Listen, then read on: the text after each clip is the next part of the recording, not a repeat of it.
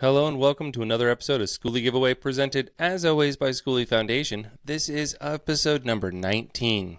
This is the unique podcast where we read stories submitted by our courageous community in an attempt to win the ultimate prize, a fully converted Skoolie that represents not just a mode of transportation, but a vessel of dreams. Let's jump right into our next story. Our next story comes from Jamacé. Jamacé's story starts out with, in 2016, while 29 weeks pregnant, I was diagnosed with stage 2 invasive ductal breast cancer. I did chemo while pregnant, and my son was born at 33 weeks.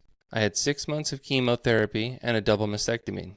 In July of 2017, I was deemed in remission. The next year took a toll on my marriage, and my husband and I separated in September of 2018. He had moved in with someone else in January of 2019, and in March 2019, we filed for divorce. In April 2019, I found a lump and got checked, and found out my cancer came back, and stage 4 with mets in my subclavicle, lymph node, lung, and chest wall. In August of 2019, I needed to focus on my health and making sure I was around my kids, so I quit work and went on disability. My kids and I were fine until September 2021, when the landlord sold the apartment because of COVID hardship and I needed to move. My kids and I lived with my mother for about 4 months before I realized that wasn't going to work out. Out of desperation to have a place of our own that I could afford on our limited income, I moved into a micro studio apartment in Seattle, Washington, which is close enough to my kids' school and Fred Hutch, where I received treatment. I created a nice space with a king-size cube storage loft, which allowed me to create room for the boys to have of their own and play area. Now, 2 years later, my kids are 9 and 7, and the play area under the bed is a little too small. I've been researching Skoolies